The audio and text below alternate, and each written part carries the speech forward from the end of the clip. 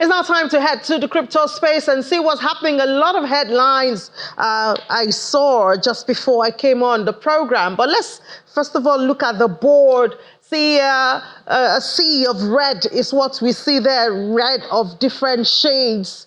There's the deep and there's the light red. BTC is not so deep, but it's in the red because it lost almost, well, more than 4%, almost 5%, 4.67%, and it's now at 58,429.39. This was not the color we left here on Friday. Ethereum, I think, is in not so good place this afternoon. Ethereum is down also 3.39% in the red at 2,598. BNB, torn.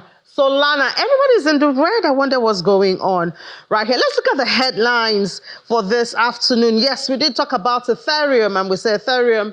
Okay, so Binance has announced that it's going to remove 15 cryptocurrencies. I think it's beginning from the 1st of September. Binance has been very busy. And then you might want to know some of those coins that will be removed by Binance. Also, Binance is set to convert delisted tokens to USD, obviously connected to that. And then we go to Ethereum.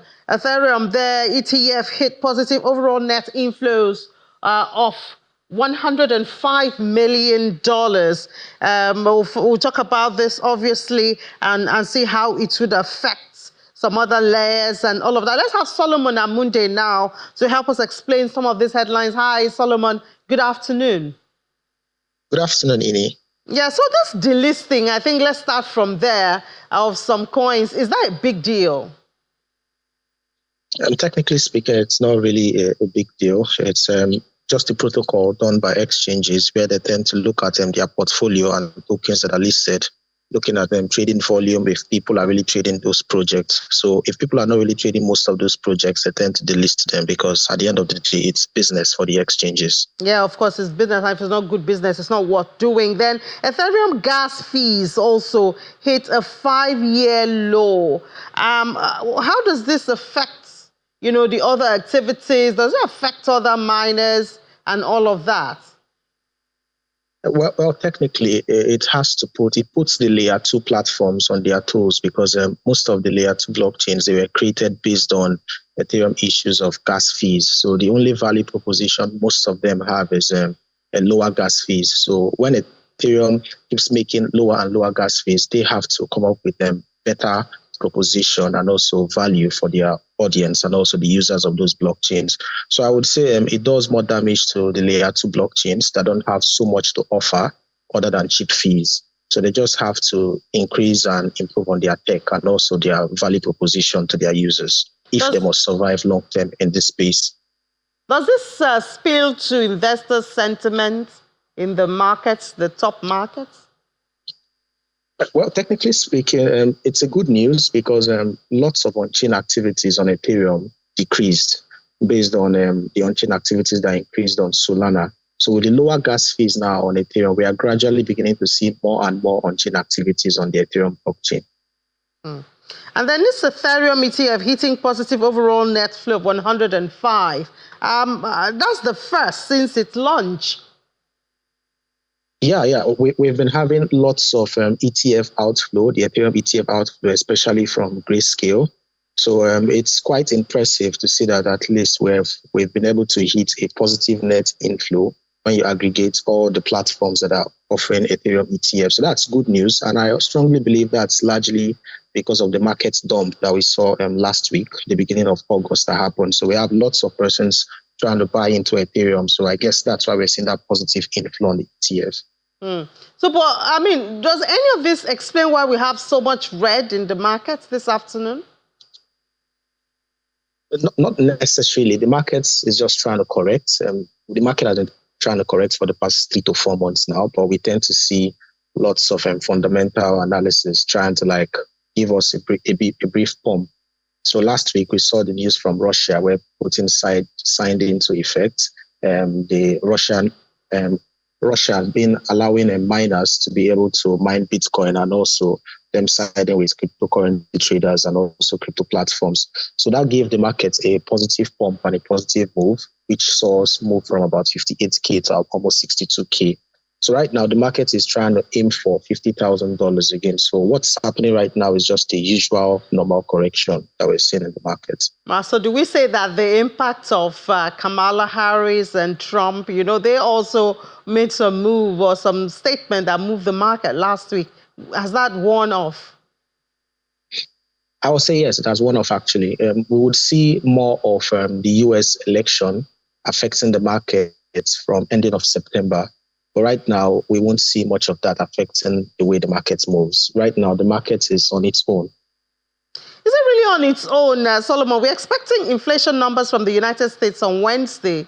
Has that been priced in already? No, it hasn't been priced in. It hasn't. It hasn't been priced in at all. We're still very much expecting that.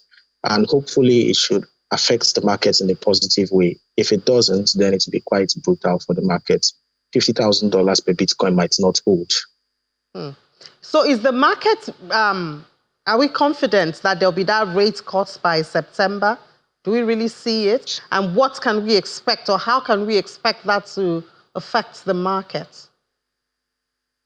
The markets, the traders are very confident that towards the end of September, we should start seeing improved prices. We should start seeing much of green in the market, majorly because of the upcoming US election, which should be around November this year. So people are beginning to expect and speculate that based on the hypes and the activities around the whole election, that would begin to create a good environment for most persons to begin to get back into the market, anticipating who the winner of the US election would be.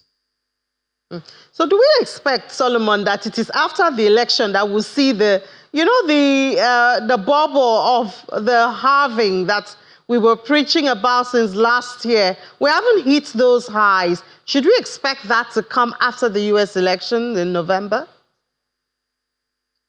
Once the election is over, the halving would be priced in from December, January. We would see the halving being priced in. Right now, it hasn't been priced in, and that's majorly because of the ETF. Based on the ETF hype we had from January, price of Bitcoin was already overpriced and overvalued.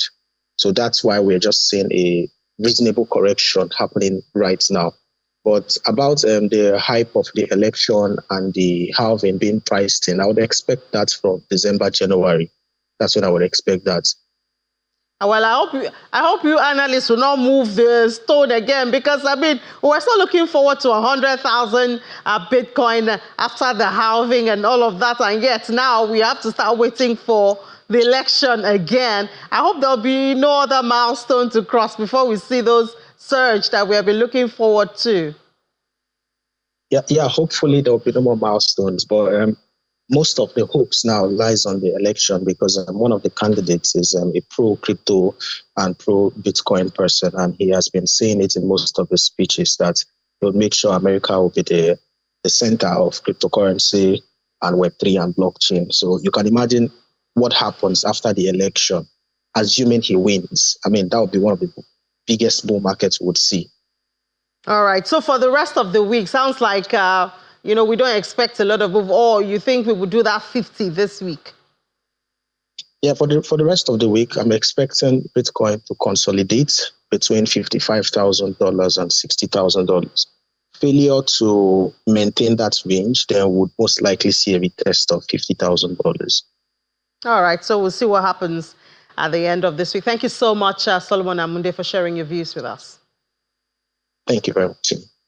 All right, so there you are. I guess a further drop, because we have 58 now. Solomon says a further drop, 55. I think that's what he said for the rest of the week. But of course, investors will also be waiting for that inflation data from the United States on Wednesday, and then see if we are moving closer to a rate cut by September. That, of course, will also be priced in, as well as the election in November in the United States. Let's just look forward to those days when some of those factors in Nigeria will also determine investors' sentiment in the market. But let's stay where we are now. We'll grow into it, hopefully. But that's it on the program. Thank you so much for being a part of Business Incorporated. Today, it's a Monday, so we have 4 days of fresh journey, 55 minutes every day journey around the world of business. We're sure to give you information that is worth your time. But first, I'll see you tonight later for the stock market report, hopefully keeping our fingers crossed. The NGX will keep that positive vibe that it has started the day with. And then I'll see you tomorrow. God's grace. I'm Mini John McCoy. Bye-bye.